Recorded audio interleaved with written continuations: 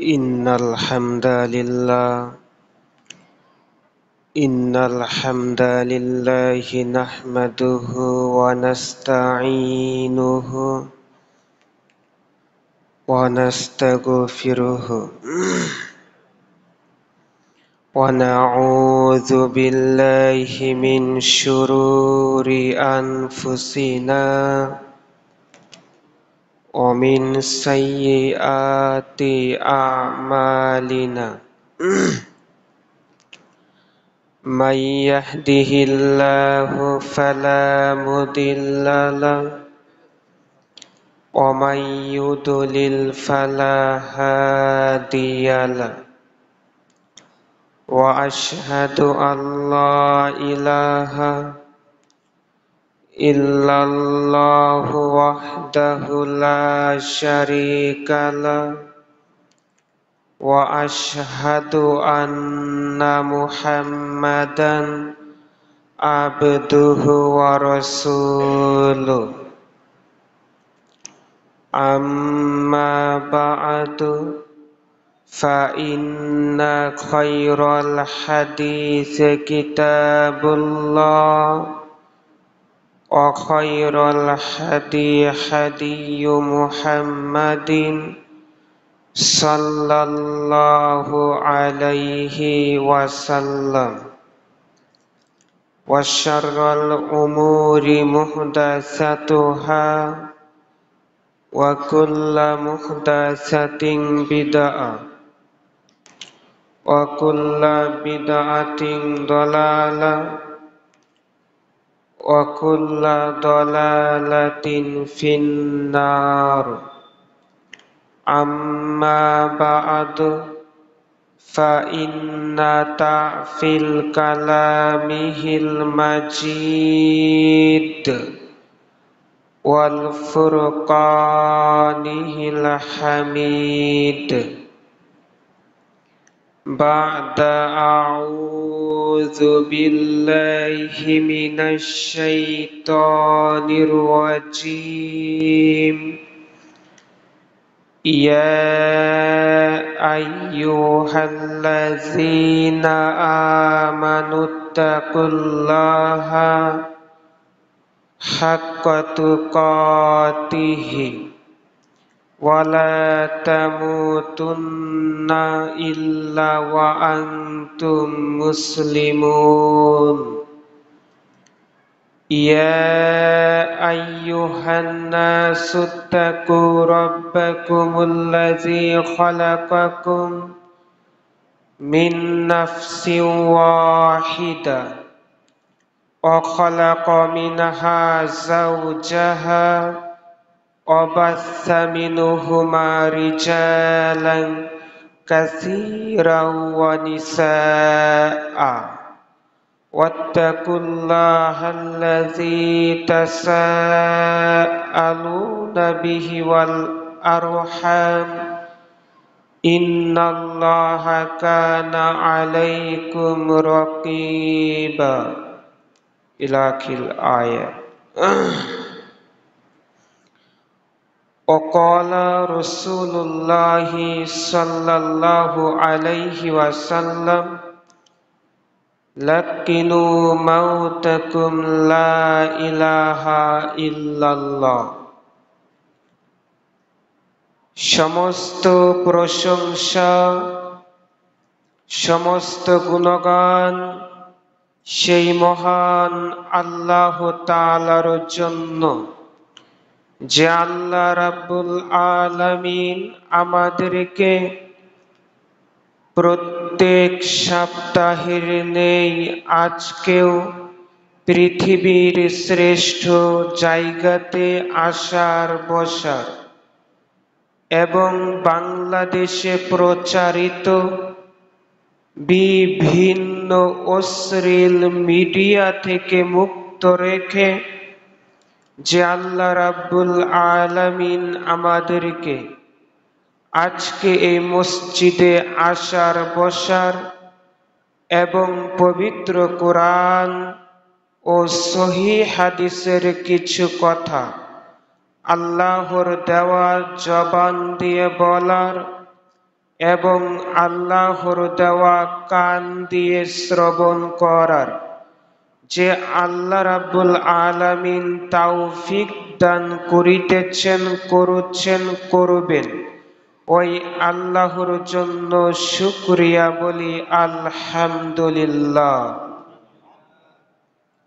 দরুদ ও সালাম বর্ষিত হোক পৃথিবীর শ্রেষ্ঠ ব্যক্তি, পৃথিবীর শ্রেষ্ঠ রাসূল, সাইয়্যিদুল মুরসালিন, খাতামুন নবিয়্যিন, নবী কুলের শিরোমণি, যে নবী কোনো চিটারি করেননি, যে নবী কোনো বাটপারি করেননি, যে নবী তার পণ্ডিতিতে, তার ভাব মতো, তার নিজ থেকে কোনো কথা তিনি বলেননি।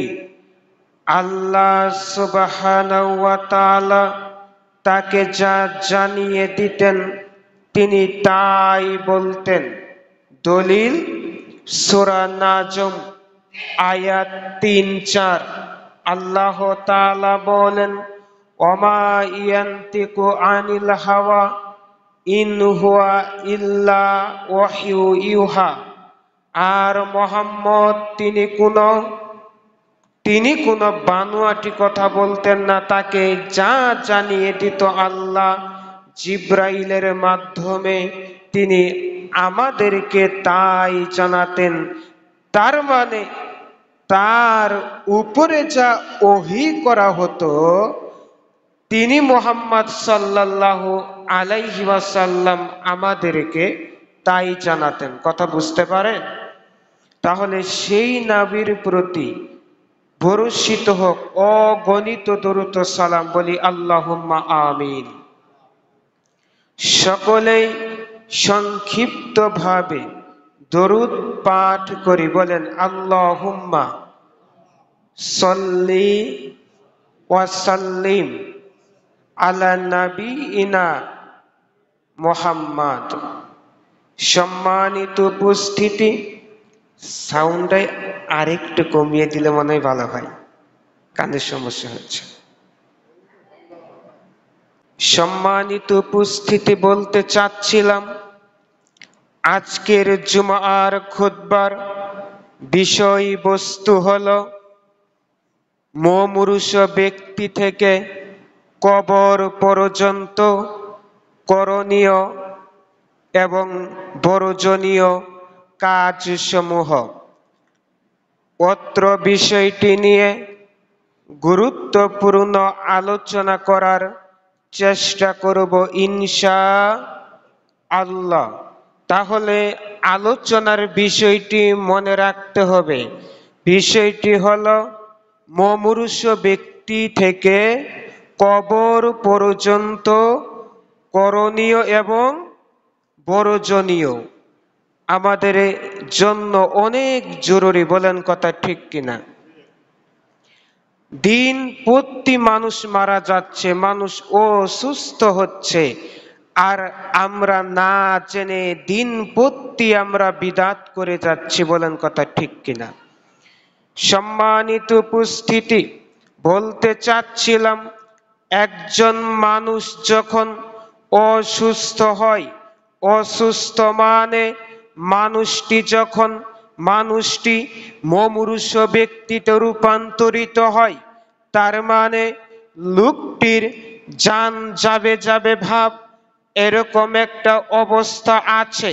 তখন আমরা অনেক কাজ করি যা কোরআনেও নেই, যা হাদিসেও নেই। লোকটির জান বের হবে ভাব, মৃত্যুবরণ করবে ভাব। এরকম সময়ে আমরা একটি কাজ করে থাকি। সেই কাজটি হলো আমরা ওই ব্যক্তির মুখে জুস দেই, ওই ব্যক্তির মুখে আমরা পানি দেই, ওই ব্যক্তির মুখে আমরা দুধ জাল করে দেই। ভাইজান, আপনাকে বলতে চাচ্ছিলাম ওই লোকটি তখন কিন্তু কোনো কিছু খেতে চাচ্ছে না। ওই লোকটি পরকালের জগতের কথা চিন্তা ভাবনা করেছে। তার মানে আপনি ওই লোকটিকে দুধ খাওয়াচ্ছেন, জুস খাওয়াচ্ছেন। আবার কিছু লোক কি করেছে, ওই ব্যক্তিকে ঘেরাও করে বসে সূরা ইয়াসিন পাঠ করেছে। আবার কিছু লোক কি করেছে, ওই মাদ্রাসা থেকে পোলাপান ডেকে এনে কোরআন মাজিদ তেলাওয়াত করাচ্ছে। আবার কিছু লোক কি করেছে, আমার বাপ অসুস্থ, আমার বাপের জন্য একটা খতম দিতে হবে, আমার বাপের জন্য জালালি খতম দিতে হবে। আমি আপনাকে আমার একটা অভিজ্ঞতা থেকে আপনাকে কিছু কথা বলি। আমি যখন মাদ্রাসায় পড়তাম, আমার উস্তাদজি আমাকে নিয়ে গেল, আক্তার একটা খতম পড়তে হবে। খতম পড়তে গেলাম। খতম পড়তে যখন নিয়ে গেল, যখন আমার বন্ধুরা খতম পড়তেছে, খাবার আগ মুহূর্তে আমরা ভালো কিছু পড়লাম, যখন দেখলাম সামনে মুরগির আন, তখন আর মাথা ঠিক থাকে না। তখন আমি আমার বন্ধুদের বললাম, তাহলে খেতে হবে। সকাল থেকে আমরা তো পড়ালেখা পড়ছি, খতম দিচ্ছি, তাহলে আমরা এখন খাবো, তাড়াতাড়ি খতম পড়ো। কি পড়লাম কি না পড়লাম, পাতা প্রত্যেকটাই শেষ করলাম, কিন্তু একটুও পড়িনি, খতম শেষ। কথা বুঝতে পারেননি মনে হয়। এই খতমের নাম দিলাম তখন থেকে বাটপারি খতম। কি খতম? কথা বলেন। বাটপারি খতম। এই খতম হচ্ছে চিটারি খতম। এই খতম মানে ব্যবসায়ী খতম। এই খতম মানে মানুষকে বোকা বানিয়ে হুজুরের পকেট মানে গরম করার খতমের নাম হচ্ছে জালালি খতম। বলেন কথা ঠিক কিনা? সম্মানিত উপস্থিতি, তারপরে আরেকটি কাজ আমরা করি, সেটি হলো যখন মানুষটি মরবে ভাব, তখন সন্তান হুজুরকে ডেকে এনে হুজুরকে বলে যে আমার বাপ মারা যাবে, আমার বাপকে তওবা পড়াতে হবে। কি পড়াতে হবে? তওবা। ওই লোকের তওবা কবুল হবে না যে লোক মৃত্যুবরণ করবে ভাব। এমন তো অবস্থায় ওই ব্যক্তিকে তওবা করালে ওই তওবা কবুল হবে। আমার সাথে একটু কথা বলবেন, ঠিক আছে? আমার সাথে কি একটু কথা বলবেন। তাহলে তওবা করতে হবে ক্ষমতা থাকাকালীন। কি থাকাকালীন? ক্ষমতা। এখন আপনি যুবক আছেন, আপনার জেনা করার ক্ষমতা আছে। এখন আপনি জেনা করার ক্ষমতা আছে, আপনি না বুঝে একটা জেনা করেছেন। এখন ওই জেনা করার পরে আপনি বুঝেছেন যে ওইটা পাপ। ওইটা কি? কথা বলেন। পাপ। তো এখন আপনি বুঝার পরে ওই জেনা থেকে যদি আপনি তওবা করেন, আপনার ক্ষমতা থাকাকালীন, আপনার যৌবন থাকাকালীন, তাহলে ওই তওবা কবুল হবে। বলেন কথা ঠিক কিনা? কথা বুঝতে পারেন? ওই তওবা কবুল হবে। মুরব্বি সারা জীবন আকাম করেছে। কথা বুঝতে পারেননি? মুরব্বি সারা জীবন সুদ খেয়েছে। তার মানে ওই মুরব্বি তাহাজ্জুদ পড়েছিল, কিন্তু সকালবেলা ফজর সালাত আদায় করে মুরব্বি তার বাতর দিয়ে আইল দিয়ে যাচ্ছিল, আর কামলাকে বলছিল সুবহানাল্লাহ তাসবিহ গুনেছিল, আর ওই কামলাকে বলেছিল তুমি আমার আইলটা একটু কেটে নিও। বুঝতে পারেননি মনে হয়। তো ক্ষমতা যখন চলে যাবে, তখন আপনি যদি তওবা করেন, ওই তওবা দিয়ে আপনার কোনো উপকার হবে না। তার মানে মানুষ যখন মারা যাবে, ওই মারা যাবে ভাব, তখন আর কি করা যাবে না, তওবা পড়ানোর কোনো সুযোগ নেই। আর একটি হলো, আপনাকে যে কথা বলতে চাচ্ছিলাম সেটি হলো, কোরআনকে খতম করা যাবে না। আমরা যারা মাদ্রাসার ছাত্র আছি, আমরা যারা মুরব্বি আছি, খুব মনোযোগ দিয়ে শুনবেন। কোরআনকে খতম বলা যাবে না। আমরা খতম অর্থ বুঝি তোকে মেরে ফেলবো। আর আমরা যখন বলছি কোরআন খতম করব, তখন আমরা কি বলছি? কোরআনকে মেরে ফেলবো। আপনাকে বলতে হবে সূরা ফাতিহা থেকে সূরা নাস পর্যন্ত আমি পড়ব, তার মানে পুরা কোরআন মাজিদ তেলাওয়াত করব। আজ থেকে এই অভ্যাসটা আপনারা ছেড়ে দিবেন। অভ্যাসটা হলো যে কোরআন মাজিদ খতম করব। এই খতম শব্দটা আপনারা ছেড়ে দিবেন, বলেন ইনশাআল্লাহ। তারপরে হলো ওই লোকটির নিকটে, অসুস্থ ব্যক্তি মুমূর্ষ ব্যক্তির নিকটে করণীয় কাজ কি? করণীয় কাজ হলো লোকটির জান যাই ভাব, এমনত অবস্থায় ওর সামনে কোরআন তেলাওয়াত করা যাবে না। কারণ কোরআন তাজা ব্যক্তি, সুস্থ ব্যক্তি, সবল ব্যক্তির জন্য নাজিল করা হয়েছে। কেননা হুদাল্লিল মুত্তাকিন, ওই হুদাল্লিল মুত্তাকিন মানে এই কোরআন যারা পড়বে তারা মুত্তাকি হবে, তারাই হেদায়েত প্রাপ্ত হবে।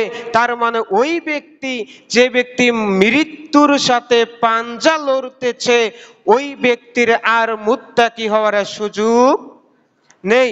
এখন ওই ব্যক্তির সামনে যা করতে হবে, রাসূল সাল্লাল্লাহু আলাইহি ওয়াসাল্লাম বলেন, আল্লাহর নবী বলছেন যে মানুষ যখন মুমূর্ষ ব্যক্তি অবস্থায় পড়ে যাবে, তখন ওই ব্যক্তির নিকটে তালকিন করতে হবে, লাক্কিনু মাউতাকুম লা ইলাহা ইল্লাল্লাহ। মুমূর্ষ ব্যক্তির নিকটে যা তালকিন করতে হবে সেটি হলো লা ইলাহা ইল্লাল্লাহ। রাসূল সাল্লাল্লাহু আলাইহি ওয়াসাল্লাম আর একটি বর্ণনায় বলছেন, লাক্কিনু মাউতাকুম লা ইলাহা ইল্লাল্লাহ মান কানা আখিরু কালামু লা ইলাহা ইল্লাল্লাহ দাখালাল জান্নাহ। রাসূল সাল্লাল্লাহু আলাইহি ওয়াসাল্লাম বলছেন, যে ব্যক্তির শেষ বাক্য হবে লা ইলাহা ইল্লাল্লাহ, ওই ব্যক্তি জান্নাতে প্রবেশ করবে। আমাদের নবী মুহাম্মদ সাল্লাল্লাহু আলাইহি ওয়াসাল্লাম তার চাচাকে বলছিল, হে আমার চাচা, আপনি বলেন লা ইলাহা ইল্লাল্লাহ। তার চাচা পড়েনি, সেই কারণে তার চাচা জাহান্নামে প্রবেশ করবে। আর জাহান্নামের একটা নিম্নমানের শাস্তি তাকে দেওয়া হবে, সেটা হচ্ছে আগুনের জুতা। যেটা বলছিলাম আপনাকে, সেটি হলো লা ইলাহা ইল্লাল্লাহ যদি কারোর শেষ বাক্য হয়, তাহলে ওই ব্যক্তি জান্নাতে প্রবেশ করবে। এখন আপনাকে যে কথা বলবো, হাদিসে এসেছে লা ইলাহা ইল্লাল্লাহ, তার মানে এখানে লা ইলাহা ইল্লাল্লাহ এতটুকুই বলতে হবে। এখানে যদি আপনি চুল পরিমাণ বাড়তি করেন, তাহলে ওই চুল পরিমাণ হবে বিদআত। কথা বুঝতে পারেন? কথা বুঝতে পারেন? তাহলে চুল পরিমাণ যদি আপনি এখানে বৃদ্ধি করেন, আপনি যদি এখানে বলেন মুহাম্মাদুর রাসূলুল্লাহ, তাহলে এখানে আপনি বিদআত করবেন। কারণ এই হাদিসে আল্লাহর নবী মুহাম্মাদুর রাসূলুল্লাহ যোগ করতে বলেননি। লা ইলাহা ইল্লাল্লাহ এটা হচ্ছে কালেমা, আর মুহাম্মাদুর রাসূলুল্লাহ যোগ করলে ওইটা হবে কালেমায়ে শাহাদাত। বুঝতে পারেন? কথা বুঝতে পারেন? তাহলে আমাদেরকে বুঝতে হবে যে যখন মানুষ মারা যাবে ভাব, তখন আমরা তার নিকটে তালকিন দিব লা ইলাহা ইল্লাল্লাহ। তারপরে আমরা আরো তাজবি তাহলিল করব, কিন্তু সূরা ইয়াসিন পড়া যাবে না। সূরা ইয়াসিন পড়তে হবে বলে যতগুলো হাদিস এসেছে, প্রত্যেক প্রত্যেকটা হাদিস হচ্ছে জাল জয়ীফ। আর আমরা আহলে হাদিস যারা পবিত্র কোরআন এবং সহিহ হাদিস মানি, আমরা জাল হাদিস মানি না, আমরা জয়ীফ হাদিস মানি না। দুনিয়াতে জাল টাকা দিয়ে যেরকম বাজার করা যায় না, দুনিয়াতে জাল টাকা দিয়ে যেরকম আলু কিনা যায় না, যেরকম পটল কিনা যায় না, যেরকম বেগুন কিনা যায় না, যেরকম মাছ কিনা যায় না, ঠিক জাল হাদিস দিয়েও মানে পরকালীন কোন আমল করে জান্নাতে যাওয়া যাবে না। বলতে চাচ্ছিলাম, এখন লোকটি যখন মারা যাবে, লোকটি মারা যাওয়ার পরেও এই কোরআন মাজিদ তেলাওয়াত থেকে আমাদের বিরত থাকতে হবে, আমাদের তার জন্য ক্ষমা প্রার্থনা করতে হবে। সম্মানিত উপস্থিতি, মানুষ মারা যাওয়ার পরে আমরা যেগুলো বর্জনীয় কাজ করে থাকি তার একটি হলো, আমরা মানুষ যখন মারা যায় ওই সন্তানরা কি করে, নাটক করে, কি করে, নাটক করে একটা ফিতা রেকর্ডিং করে মাইকে বাজায় আর বলে, শুনুন একটি সুসংবাদ, শুনুন একটি সুসংবাদ, অমক গ্রাম নির্বাসী অমকের সন্তান আজ দুপুর এত ঘটিকায় সময় মৃত্যুবরণ করেছে। আপনারা মানে প্রিয় ধর্মপ্রাণ মুসল্লিবৃন্দ, এত ঘটিকায় সময় তার জানাজা সালাত অনুষ্ঠিত হবে, আপনারা জানাজার সালাতে উপস্থিত থাকবেন।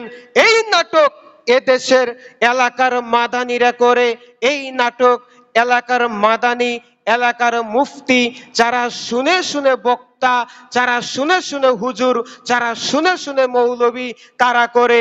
রাসূলের যুগে সাহাবীরা এটা করতো না। আপনাকে বলছি, আল্লাহর নবী বলছেন, জাহিলির যুগে মানুষ যখন মারা যেত তখন ঢোল পিটিয়ে পিটিয়ে মানুষকে জানানো হতো অমক লোক মারা গেছে। ঘোড়ার উপরে উঠে চিল্লিয়ে চিল্লিয়ে বলা হতো অমক গ্রামে লোক মারা গেছে। এটা জাহিলি যুগের প্রথা, এটা জাহিলি যুগের নিয়ম। এটা আমরা আহলে হাদিসরা যারা পবিত্র কোরআন এবং সহিহ হাদিসের অনুসারী, আমরা এই নিয়ম মানতে পারি না। আর একটা হলো, আল্লাহর নবী বলেছেন যে চিল্লা চিল্লি করা যাবে না। জাহিলির যুগের লোকেরা চিল্লা চিল্লি করতো, আর মাইক দিয়ে যখন মাইকিং করা হয়, অনেক স্কুল অনেক মাদ্রাসার ক্লাসের ডিস্টার্ব হয়। আবার মাইকিং দিয়ে যখন অ্যালাউন্স করা হয় তখন দেখা যায় ঘরে হার্টের রোগী থাকে, তার অনেক প্রবলেম হয়। আবার দেখা যায় হাসপাতালের রোগীর প্রবলেম হয়। তাহলে মাইক দিয়ে চিল্লা চিল্লি করা যাবে না। আল্লাহর নবীর মসজিদ ঝাড়ু দিত একজন কালো মহিলা। বলেন তো কি মহিলা? একজন কালো মহিলা মুহাম্মদ সাল্লাল্লাহু আলাইহি ওয়াসাল্লামের মসজিদ ঝাড়ু দিত। আল্লাহর নবীর মসজিদ ঝাড়ু দিত একজন মহিলা। মহিলাটি মৃত্যুবরণ করলেন। সাহাবীরা ওই মহিলাটিকে রাত্রিতেই দাফন কাফন করলেন। কাফন দাফন করার পরে পরের দিন মুহাম্মদ সাল্লাল্লাহু আলাইহি ওয়াসাল্লাম আসলেন, এসে বলছেন মহিলাটি কোথায়? তখন সাহাবীরা বলছেন, আল্লাহর নবী, মহিলাটি তো মৃত্যুবরণ করেছে। কথা বলার পরে আল্লাহর নবী পৃথিবীর শ্রেষ্ঠ নবী, নবী কোনোদিন বলল না, কোনো সময় বলল না, কি করেছো তোমরা? আমি এত বড় ব্যক্তি, আমি আল্লাহর নবী, আমাকে না জানিয়ে তোমরা মহিলাটিকে মাটি দিয়েছো, তোমরা অপরাধ করেছো। এরকম কথা মুহাম্মদ সাল্লাল্লাহু আলাইহি ওয়াসাল্লাম বললেন না। আল্লাহর নবী বললেন, ওই লোকটি, ওই মহিলাটি কবর কোথায়? মহিলাটির কবরের নিকটে নিয়ে যাওয়া হলো। মুহাম্মদ সাল্লাল্লাহু আলাইহি ওয়াসাল্লাম কি করলেন, ওই মহিলাটির কবরের নিকটে গিয়ে তিনি জানাজার সালাত আদায় করলেন। তার মানে এত বড় ব্যক্তিকে না বলে যদি ওই দাফন কাফন শেষ করা যায়, আর আপনার ছেলে ব্যতীত নাকি আপনাকে দাফন করা যাবে না, আপনাকে কাফন করা যাবে না। আপনার বেয়াই মারা গেছে, আপনি জাননি, তখন আপনার পুতুরে যারা আছে, আপনার মেয়ের জামাই যারা আছে, তারা বলছে আব্বা কত নিকৃষ্ট, আব্বা কত নিকৃষ্ট, আমার বাপ মারা গেল, আমার শ্বশুর আসলো না। কথা বুঝেন না? অথচ আপনি ফজর একদিনও পড়েন না, আপনার জামাই এ কথা বললো না, আপনার জামাই এই কথা বললো না যে আমার শ্বশুর এত নিকৃষ্ট, আমার শ্বশুর ফজর পড়ে না, আমার শ্বশুর জোহর পড়ে না, আমার শ্বশুর আছর পড়ে না, আমার শ্বশুর মাগরিব পড়ে না, আমার শ্বশুর অনেক নিকৃষ্ট। একথা আপনার মানে আপনার জামাই বললো না। আপনার জামাই বলল কোনটা? ওই ফরজে কিফায়া, যেখানে না গেলে আপনার কোনো পাপ হবে না। সম্মানিত উপস্থিতি, আপনাকে বলতে চাচ্ছিলাম, তাহলে এই নাটক করা যাবে, মাইকিং করা যাবে না, তারপরে নাক কপাল গাল থাপড়িয়ে থাপড়িয়ে কান্নাকাটিও করা যাবে না, তারপরে হচ্ছে ওই মাইয়াতকে গোসল করাতে হবে, ওই মাইয়াতকে গোসল করাতে হবে। এখন আপনাকে বলছি যে গোসল কিন্তু আমাদের সমাজে একটা প্রচলিত নিয়ম আছে যে স্বামী যদি মারা যায় স্ত্রী তাকে দেখতে পারবে না, স্ত্রী মারা গেলে স্বামী তাকে দেখতে পারবে না, একটা প্রচলিত নিয়ম আছে। কিভাবে? যে মানুষ মারা গেলে, স্বামী মারা গেলে, তাহলে তার বিবাহ বিচ্ছিন্ন হয়ে গেছে, নাউজুবিল্লাহ বলবেন না? তো ওই স্বামী মারা গেছে, স্ত্রী গোসল করাবে। প্রমাণ আল্লাহর নবী আয়েশা রাদিয়াল্লাহু তাআলা আনহাকে বলছেন, আয়েশা রাদিয়াল্লাহু তাআলা আনহাকে বলছেন আল্লাহর নবী, হে আয়েশা, তুমি যদি আমার আগে মৃত্যুবরণ করো তাহলে আমি তোমার নিকটে থাকব, তুমি যদি আমার আগে মৃত্যুবরণ করো তাহলে আমি তোমাকে গোসল করাবো, তুমি যদি আমার আগে মৃত্যুবরণ করো তাহলে আমি তোমাকে কি করব, আমি তোমাকে গোসল করাবো এবং কি আমি তোমার কাফন করাবো। যদি আমার আগে তুমি মৃত্যুবরণ করো তাহলে আমি তোমার জানাজার সালাত আদায় করাবো, যদি তুমি আমার আগে মৃত্যুবরণ করো তাহলে আমি তোমার দাফন করব। তার মানে পৃথিবীর শ্রেষ্ঠ ব্যক্তি তার স্ত্রীকে এ কথা বললেন। তার মানে বোঝা যায় যদি স্বামী মারা যায় স্ত্রী নির্দ্বিধায় গোসল করাতে পারবে, আর স্ত্রী মারা গেলে স্বামী নির্দ্বিধায় গোসল করাতে পারবে, কোনো সমস্যা নেই। তারপরে আরেকটি হলো গোসল যখন আমরা করাবো, গোসলের মেন পদ্ধতি হচ্ছে যে আপনাকে কি করতে হবে, ঘেরাও জায়গা, গোপন জায়গা, ঘর হতে হবে বা পর্দা টাঙ্গিয়ে সুন্দর ঘেরাও জায়গা, যেখানে লোক জনগণ নেই, সেখানে আপনাকে কি করতে হবে, গোসল করাতে হবে। আপনাকে ওই আমরা তো অনেকে জানি তো যে গরম পানি, তারপর ওই বড়ই পাতা, যদি বড়ই পাতা না পাওয়া যায় তাহলে সমস্যা নেই, আপনি সাবান ব্যবহার করবেন। আপনাকে কি করতে হবে, ওই লোকটিকে আগে শোয়াতে হবে। ও আরেকটি কথা, যখন মানুষ মারা যায়, সময়ের অভাব তো বলা যাচ্ছে না আপনাকে, যখন মানুষ মারা যায় তখন আমরা বড়জনীয় কয়েকটি কাজ করি। তার একটি হলো মানুষ মারা গেলে তার পায়ের আঙ্গুলি তথা চেরি কাটা যাবে না, হাত পায়ের চেরি কাটা যাবে না। তারপরে মানুষ মারা গেলে তার মুছ কাটা যাবে না, মানুষ মারা গেলে তারপরে তার মাথার চুল কাটা যাবে না, মানুষ মারা গেলে গোসল করানোর সময় পেটে চাপ দিয়ে পেটের যে ময়লা আবর্জনা, এই আবর্জনা বের করাও যাবে না। বলতে চাচ্ছিলাম আপনাকে গোসল করানোর জন্য মাইয়াতকে শোয়াতে হবে, শোয়ানোর পরে তাকে কি করতে হবে, তার যে কাপড়, ওই কাপড়ের উপর দিয়ে নাভি থেকে হাঁটু পর্যন্ত আমাদের সতর, ঠিক কিনা, ওই হাঁটু পর্যন্ত, নাভি থেকে হাঁটু পর্যন্ত আপনাকে একটা কাপড় দিয়ে ঢেকে দিতে হবে, একটা কাপড় দিয়ে ঢেকে দিতে হবে। তারপরে তার পরনের কাপড় খুলে ফেলতে হবে। তারপরে সালাতের ওযু নেই, ওযু করিয়ে দিতে হবে। তারপরে আপনাকে কি করতে হবে, ডান পাশ আপনার বাম পাশ থেকে মানে ডান পাশ একটু উঁচু করতে হবে, যাতে পানি দিলে বাম পাশ ভিজে, কথা বলে, ভিজে যায়।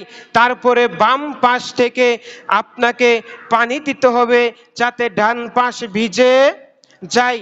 তারপরে আপনাকে ভালোভাবে ধৌত করতে হবে। ধৌত করার পরে আবার মাথা থেকে আপনি পানি দিবেন সুন্দর করে। এখন আমি আপনাকে যে কথা বলছি, এই যে যুবক শুনো, একটা কথা মিস্টেক হয়ে গেছে। কথাটি হলো, যখন ওযু করাবে মুখে কিন্তু পানি দেওয়া যায় না। আপনাকে কি করতে হবে, কিছু দিয়ে মুখ নাক মুছে দিতে হবে, মুছে দিতে হবে। এখন আপনাকে বলছিলাম, আপনি কি করবেন, ওই যে লোকটাকে গোসল দিলেন 3 বার, কয়বার, 3 বার হয়ে গেল না? তো 3 বার হওয়ার পরে যদি দেখা যায় মায়াতের অঙ্গ প্রত্যঙ্গ ভিজে নাই, তাহলে প্রয়োজনে আরো পানি দেওয়া যাবে, তবে বেজুর সংখ্যক পানি দিতে হবে। তারপরে কি করতে হবে, লোকটিকে কাফন করতে হবে। ভাইজান, সংক্ষিপ্ত সময়ে আপনাকে বুঝাতে চাচ্ছিলাম, পৃথিবী, এই সুন্দর পৃথিবী ছেড়ে চলে যেতে চাই না মন, তবুও চলে যেতে হয়। বলতে চাচ্ছিলাম, এখন লোকটিকে ওই কাফন করতে হবে। মহিলা পুরুষ উভয়ের কাপড় হবে 3টা। কয়টা? কয়টা?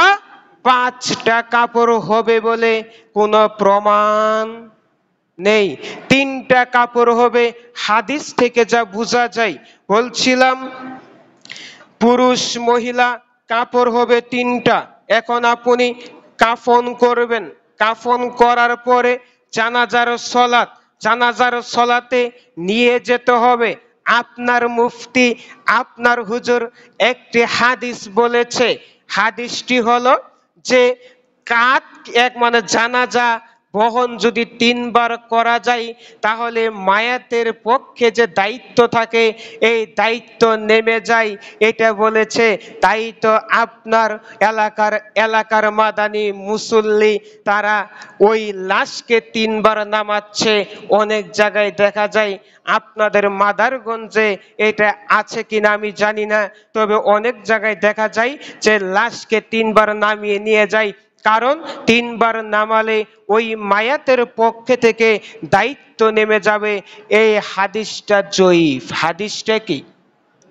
জয়ীফ। তার মানে এই আমল করা যাবে না। আপনি প্রয়োজনে 3 বার নয় 7 বার নামান, প্রয়োজনে 7 বার নয় 10 বার নামান। কারণ যদি রাস্তা অনেক দূরত্ব হয়, কিন্তু নামাতেই হবে, এই নিয়ম বিধান। নামাতে, এই ছেলে চুপ থাকো, কথা বলিবেন না, গুরুত্বপূর্ণ আলোচনা চলছে। তাহলে নামাতেই হবে, এ কথা কি, এই নিয়ম কি, কথা বলেন, বিদাত। এখন আপনাকে বলছি, জানাজার সলাতের জন্য আপনি গেলেন। এখন জানাজার সলাতে অনেক বক্তা থাকে, তাই না? অনেক বক্তা থাকে না? এলাকার নেতা কিছু বলবে, তারপরে এলাকার পাতি নেতা কিছু বলবে, এলাকার নতুন নেতা কিছু বলবে, তারপরে আপনার ওয়ার্ডের মেম্বার কিছু বলবে, ইউনিয়নের চেয়ারম্যান কিছু বলবে, মসজিদের খতিব কিছু বলবে, মসজিদের ইমাম কিছু বলবে, মসজিদের খাদেম কিছু বলবে, মসজিদের যারা দায়িত্বশীল তারা বলবে, তারপরে সন্তান বলবে। বলেন কথা ঠিক কিনা? বলা হয় কিভাবে, যে লোকটি কেমন ছিল, লোকটি কেমন ছিল, লোকটি কেমন ছিল, সবাই ভালো ছিল, ভালো ছিল। এটা কিভাবে করলো হুজুর? ওই যে হাদিস, রাসূল সাল্লাল্লাহু আলাইহি ওয়াসাল্লাম বলছেন, আল্লাহর নবী বলছেন, মানুষ মারা গেলে তার আত্মীয় স্বজন যদি তার প্রশংসা করে, তার জন্য জান্নাত অবধারিত হয়, সে জান্নাতে প্রবেশ করে। আর যদি বদনাম করে, আর যদি নিন্দা করে, তাহলে তার জন্য জাহান্নাম অবধারিত হয়। তাই বক্তা সাহেব বলছে যে লোকটি কেমন ছিল, লোকটি কেমন ছিল। আরে বেটা, তুমি তো মূর্খ, তুমি বুঝতে পারোনি। তার মানে এটা যে জানাজার সময় বলে যে স্বীকারোক্তি নিতে হবে, এই বলে কোনো হাদিস নেই। নিজ থেকে বলতে হবে। কি থেকে? নিজ থেকে। আমার বাপ মারা গেছে, আমার চাচা মারা গেছে, এখন আমি নিজে বলবো আমার চাচা ভালোই ছিল, কিন্তু আমাকে বলাচ্ছে কেমন ছিল। জোর করে কাঁঠাল পাকে? জোর করে টিপ দিলে কাঁঠাল পাকে? কথা বলেন তো। জোর করে কোনো কিছু করা যাবে না। এখন দেখেন হুজুরের ভুল, হুজুরের কয়েকটা ভুল। তার একটি হচ্ছে সব বক্তব্য দেয় কিন্তু মেন বক্তব্য দেওয়ার মনে। রাসূল সাল্লাল্লাহু আলাইহি ওয়াসাল্লামের নিকটে একটা লাশ আনা হলো। আল্লাহর নবী জানাজার সালাত আদায় করলেন। আরেকটি লাশ আনা হলো। নবী মুহাম্মদ সাল্লাল্লাহু আলাইহি ওয়াসাল্লাম জিজ্ঞেস করেছেন, এই মায়াতের কি ঋণ আছে? তখন বলল জি। আল্লাহর নবী বললেন, আমি চলে গেলাম, তোমরা তোমাদের সঙ্গী সাথীদের দিয়ে জানাজা পড়িয়ে নিও। তখন এক সাহাবী বলছেন, আল্লাহর নবী আপনি দাঁড়ান, আমি তার ঋণ শোধ করার দায়িত্ব নিলাম। মুহাম্মদ সাল্লাল্লাহু আলাইহি ওয়াসাল্লাম তখন কি করলেন? তখন আল্লাহর নবী তখন জানাজার সালাত আদায় করালেন। কথা বুঝতে পারেন? তার মানে ঋণ থাকাকালীন জানাজার সালাত কি চলবে না। ঋণ 1 টাকাও ঋণ, 1000 টাকাও ঋণ।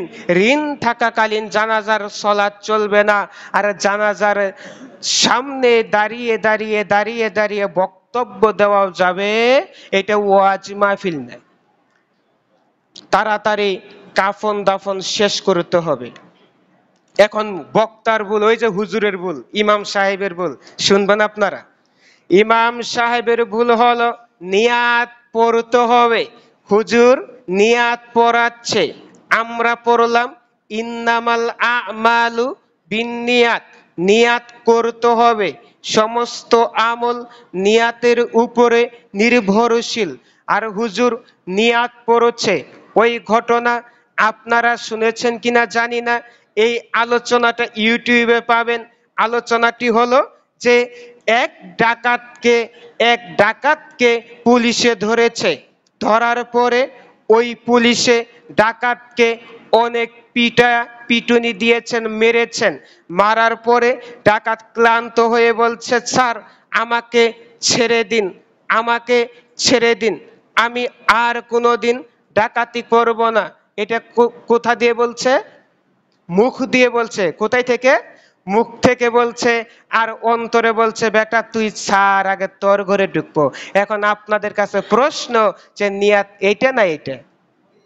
কথা বুঝেন নাই তো? এই অন্তর হচ্ছে নিয়াত, আর হুজুর চিটারি করছে। তারপরে আরেকটি হলো, হুজুর যখন জানাজার সালাত আদায় করাবে, হুজুরও পায়ের জুতা খুলে, মুসল্লিরাও পায়ের জুতা খুলে। ব্যাপারটা বুঝতে পারলাম না। আমি জানাজার সালাত পড়তেছি, একজন বলতেছে তুমি না ওয়াজ করো, তুমি না বক্তা, তুমি না বক্তৃতা করো, তুমি আবার এই হাদিস জানো না। বললাম কোনটা? তখন বলল যে জুতা খুলো না কেন। কথা বুঝেননি মনে হয়। রাসূল সাল্লাল্লাহু আলাইহি ওয়াসাল্লাম সালাত আদায় করতেছেন, আল্লাহর নবী জুতা পায়ে দিয়ে সালাত আদায় করতেছেন, সাহাবীরাও জুতা পায়ে দিয়ে সালাত আদায় করতেছেন। সালাত আদায় করার মধ্যে আল্লাহর নবী হঠাৎ করে জুতা খুলে ফেললেন, স্যান্ডেল খুলে ফেললেন। খুলে ফেলার পরে সাহাবীরাও খুলে ফেললেন। সালাত শেষ, নবী ফিরে দেখছেন সাহাবীদের পায়ে স্যান্ডেল নেই। তখন মুহাম্মদ সাল্লাল্লাহু আলাইহি ওয়াসাল্লাম বলছেন, সাহাবীরা কি ব্যাপার? সাহাবীরা তোমরা এরকম করছো কেন? সাহাবীরা, তোমরা জুতা খুলছো কেন? ও আমার সঙ্গী সাথীরা, তোমরা জুতা খুলছো কেন? তখন সাহাবীরা বলছেন, আল্লাহর নবী, আমি দেখলাম আপনার জুতা খুললেন। তখন আল্লাহর নবী বলছেন, শোনো, আমি যখন সালাত আদায় করতেছিলাম এমন তো অবস্থায় একজন মানে জিব্রাইল এসে আমাকে বললেন যে আমার জুতার নিচে নাপাকি আছে, তাই আমি খুলে ফেলেছি। তার মানে শোনো, যখন তোমাদের জুতার নিচে দেখতে পারবে নাপাকি, তখন মাটিতে ঘষে নিবে, তার মানে জুতা খুলতে হবে না। কথা বুঝতে পারেননি? জুতা খুলতে হবে না। আর এ দেশের অফিসার শিক্ষিত মূর্খ, তাদেরকে আমি টাইটেল দিয়েছি শিক্ষিত ভার্সেস মূর্খ। তারা কি করেছে, আগে ছিল ফিতার নিচে, এখন তুলছে পা ফিতার উপরে। দেখবেন যখন জানাজার সালাত আদায় করে জুতার উপরে পা খুলে 2 ফিতার উপরে পা রেখে দাঁড়িয়ে থাকে। ও কি শিক্ষিত মূর্খ। সম্মানিত উপস্থিতি, তারপরে জানাজার সালাত হবে 4 তাকবীরে। জানাজার সালাতে আপনাকে বলছিলাম নীরবেও পড়া যায়, সরবেও পড়া যায়। জানাজার সালাতে সানা পড়া যাবে না, সূরা ফাতিহা পড়তে হবে, অন্য কোন সূরা পড়তে হবে, সূরা ইখলাস পড়তেই হবে, এরকম কোন হাদিস কোন মায়ের বেটা দেখাতে পারবে না। অন্য কোন সূরা কাউসার পড়তে পারেন, অন্য কোন সূরা পড়তে পারেন।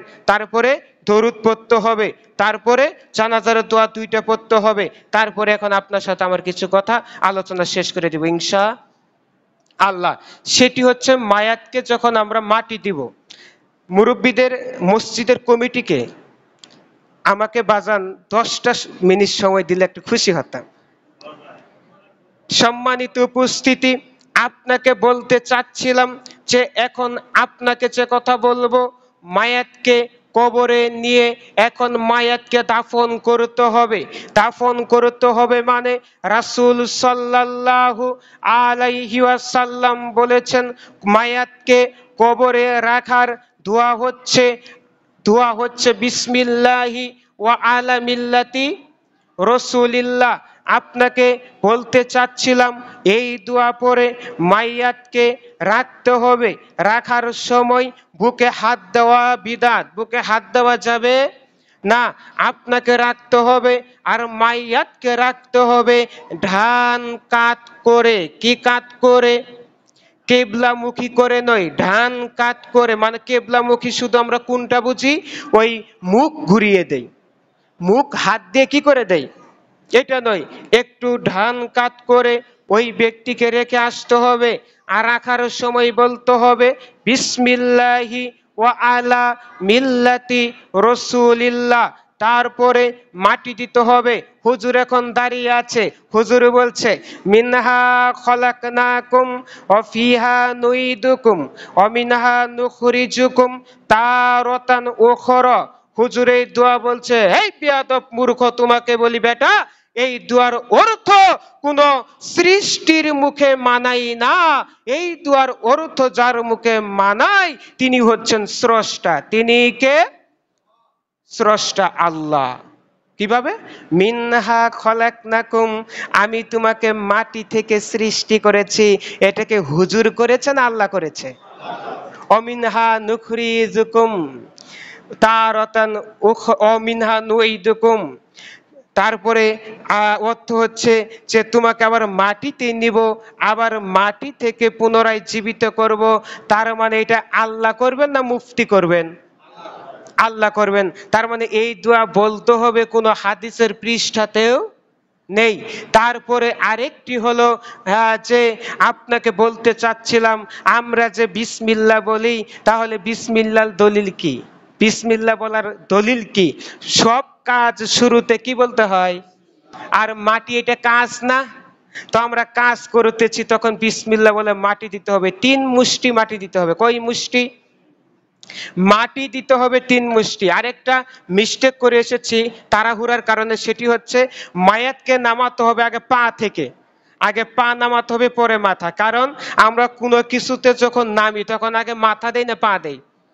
পা মানে জীবিত অবস্থায় সে যেভাবে যেটা করতো ওইভাবে নিতে হবে। তার আবার হচ্ছে মাটি যখন দিতে হবে মাথা থেকে। কি থেকে? একটা হাদিস আমরা জানি সবাই, যে হাদিসটি হলো যে আদম সন্তানের আকাঙ্ক্ষা সেই পর্যন্ত মিটবে না যে পর্যন্ত না তার মুখে মাটি পড়বে।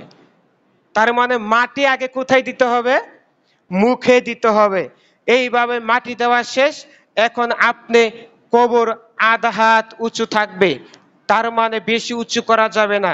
কবরকে সেজদা করা যাবে না, কবরের উপর মোমবাতি আগরবাতি লাগানো যাবে না, কবরকে পাকা করা যাবে না, কবরের নাম লেখা যাবে না, তার উপরে চুন কালি দিয়ে রং করা যাবে না, কবরের উপরে বসা যাবে না। এখন মাটি দেওয়ার পরে আপনি সাধারণ বেড়া দিতে পারেন। এখন মুরব্বীরা খুঁজতেছে খেজুরের ডাল কই। মুরব্বীরা এখন হইন্না লাগিয়ে গেছে যে খেজুরের ডাল কই গো, কথা বুঝেননি? এখন আপনাকে বলি, খেজুরের ঢাল যে আপনি দিচ্ছেন, কে দিতে বলেছে?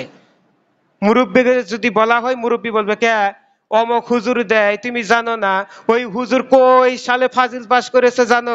তুমি তো এটি পাস করেছো, মানে এই কই দিনের ছেলে তুমি, কথা বুঝেননি? হুজুর 2001 সালে ফাজিল পাস করেছে, হুজুরের চুল পেকেছে কিন্তু বুদ্ধি পাকে নাই। এখন আপনাকে বলছি, আল্লাহর নবী দুইটি কবরের পাশ দিয়ে যাচ্ছেন। কয়টি? আল্লাহর নবী বুঝতে পারলেন এই দুইটি কবরে শাস্তি হচ্ছে। আল্লাহর নবী বুঝতে পেরে দুইটা খেজুরের ডাল গেড়ে দিলেন, কাঁচা খেজুরের ডাল।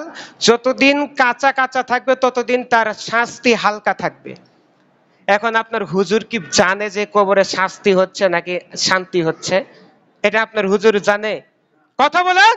জানে না, যেহেতু সেহেতু এই নিকৃষ্ট, এই বিদআত, এই জাহেলিয়াতের আমল করা থেকে বিরত থাকতে হবে।